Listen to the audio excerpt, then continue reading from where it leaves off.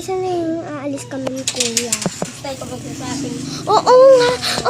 Ako nagsasabi. Pero na. Oo. Bilisan mo nga. Okay naman eh.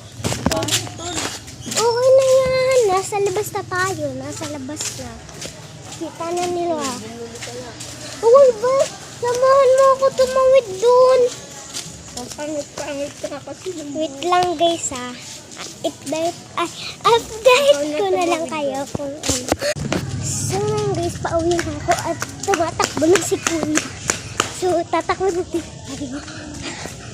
Wait lang guys ha. Update ko kayo pag ando doon na tayo sa bahay.